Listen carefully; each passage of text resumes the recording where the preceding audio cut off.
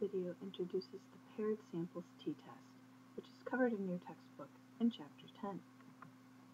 The paired samples t-test is a form of t-test in which you compare two sample means and you have a within groups design. Remember that a within groups design is when each participant gets both levels of the independent variable. It's also referred to as the dependent samples t-test because the score that a person gets on one of the levels will also depend upon the score that they get on the other level because they both are from the same individual. The major difference that we see with the paired samples t-test in comparison to the one sample t-test is that the very first thing we have to do is to create a set of different scores for every participant. So I'll show you how to do that as I walk you through the process of doing hypothesis testing with the paired samples t-test. Well, let's start, however, with a distribution of differences between means. So essentially what you're looking at for this example is that we might be interested in how much people on average lost using a particular weight loss type. So we have before and after for this particular weight loss program, and we subtract those scores. And so if you're looking at weight loss, how much did they lose, you would expect that the before weight would be greater than the after weight. So if we wanted to look at weight loss, meaning they lost more pounds, we could take the before weight, subtract out the after weight. So the people over here lost more weight, and these people over here on the other side of 0, they actually gained weight. So what we're looking at is a set of different scores. So if people stayed the same, then they lost no weight at all. So that might be one thing that we would look at with a dependent samples t-test. And we'd want to see how those different scores are distributed. So basically we would subtract one score from the other, and then we'd use this distribution of differences between means because we get the set of scores first and then we create the average. So it's a distribution of differences between means. We use the same 6 steps for calculating a paired samples t-test. We identify the populations, the distribution, and the assumptions. We state our hypotheses. We determine the characteristics of the comparison distribution. We figure out what our critical values or cutoff scores are. We calculate the test statistic, and then we make a decision about the null hypothesis. Here's an example of a paired samples t-test. You might want to study how 15 volunteers performed on a set of tasks under 2 conditions. The first is using a 15-inch computer monitor, and the second is using a 42-inch computer monitor. Probably not a computer monitor, it's probably more like a flat-screen TV. So first we need to identify the populations, the distribution, and the assumptions. Population 1 are the people doing tasks on a 15-inch monitor, and population 2 are the people performing tasks on a 42-inch monitor.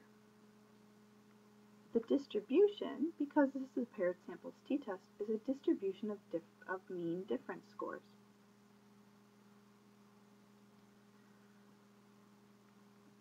And the assumptions. The participants in this sample were not randomly selected, so we have to be careful about generalizing our findings. So again, that assumption of random selection is made, which is the same as the z-test and the one sample t-test. We don't know whether the population is normally distributed, so we need to be careful, especially since we have only 15 people in our study. And lastly, I know it's not on the screen here, but our outcome variable is the amount of time that it took people to complete these tasks, and so we do have a scale variable for our dependent variable. So the second step is stating null and research hypotheses. Our null hypothesis is the dull hypothesis. It's the one that says everything's basically the same. So here we would say people who use a 15-inch screen will complete a set of tasks and the same amount of time on average as people who use a 42-inch screen, that the two populations are not different, are equivalent, exactly. The research hypothesis is that people who use a 15-inch screen will complete a set of tasks in a different amount of time on average from people who use a 42-inch screen. And notice that this is a two-tailed hypothesis because we're saying that they're not equal. They don't use the same amount of time. They're different, but we don't choose a direction. So the first step here is to take the amount of time it took them to do the particular tasks and subtract one from the other. And so we'll take their score, so we have everybody uses the 42-inch screen and everybody uses the 15-inch screen. So we'll take the 42-inch screen score and we'll subtract out the 15-inch screen score, and we get a set of different scores. And you'll notice that they're all negative, which means that they pretty much all did quicker work on the 42-inch screen. So we get our difference, and then we average those different scores. So we've really crossed this off. We don't want that anymore because, just for emphasis, right? We don't want these anymore.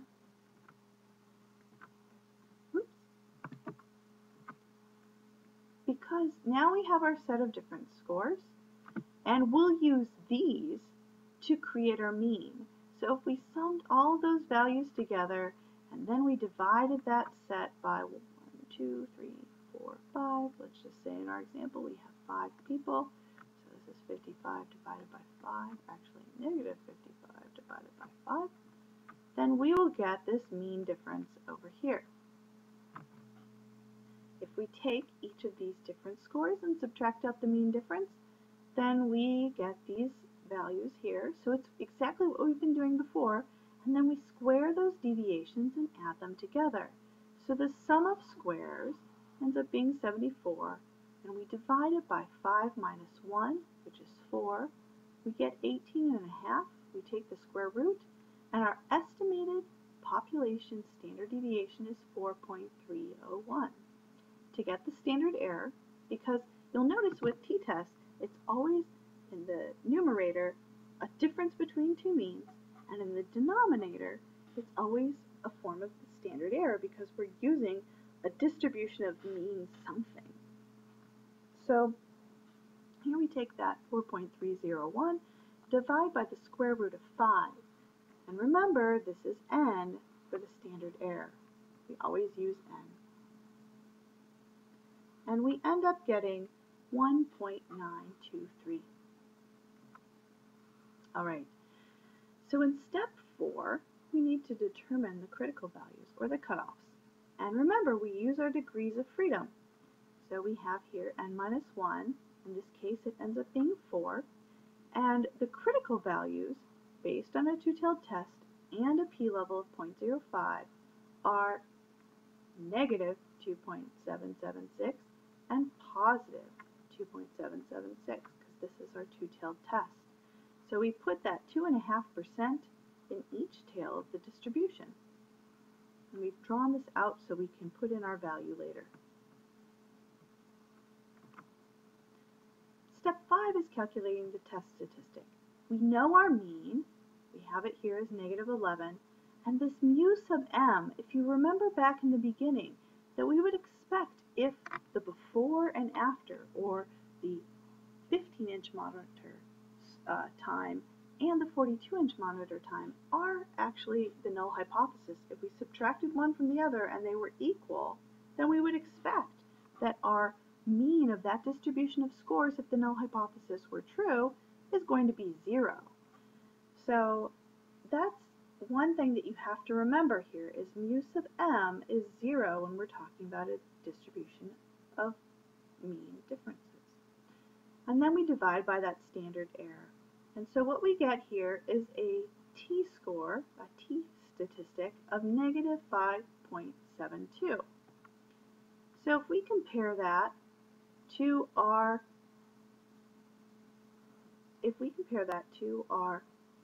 critical values, we'll find that that negative 5.72 is way over here. It's much more extreme than our critical value, which is here. And so we reject the null hypothesis. And we can say that people who used the 42-inch screen completed their work, or everyone who used that 42-inch screen completed their work more quickly than the people when they were using that 15-inch screen. In order to get our effect size, again, you'll notice that basically this is the same formula. Now, what's different here when we talk about the difference between the one sample t and the paired samples t is that now our mean score that we substitute in is mu is 0.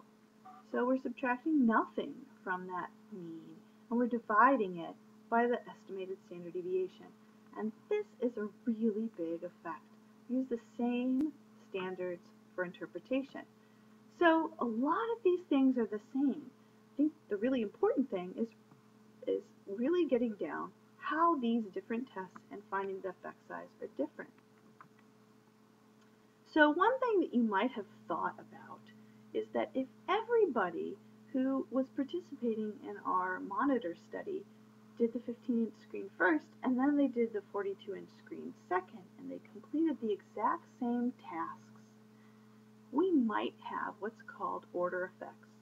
And in this computer monitor study, we can see that the time it took for them to complete that series of tasks was recorded for each condition. So what's the problem here? Well, if they did everything in the same order, they might have practiced the tasks and done it more efficiently the second time because they'd been exposed to the tasks before. So an order effect is how a participant's behavior changes when the dependent variable is presented for a second time. And so we have to be a little bit concerned about that because you don't want that particular variable to confound your ability to find a difference if there is in fact one. So what we can do to combat that is we can do what's called counterbalancing. What it does is it minimizes order effects by varying the order of presentation for different levels of the independent variable from one participant to the next. So in the computer monitor example, think about what we could change.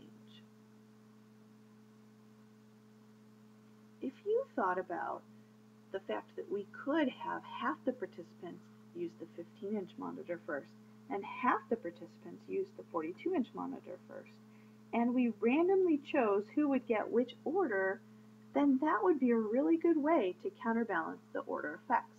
We could wipe that out, so to speak, because half the people would have one condition before the other condition. So this is one of the things that we have to be concerned with when we're using within groups research designs.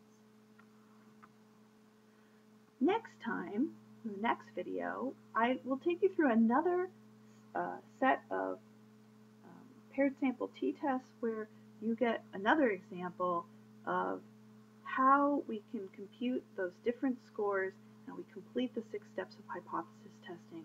And what we're looking at is the influence of a small gift of candy on the positivity of statistics students' mood.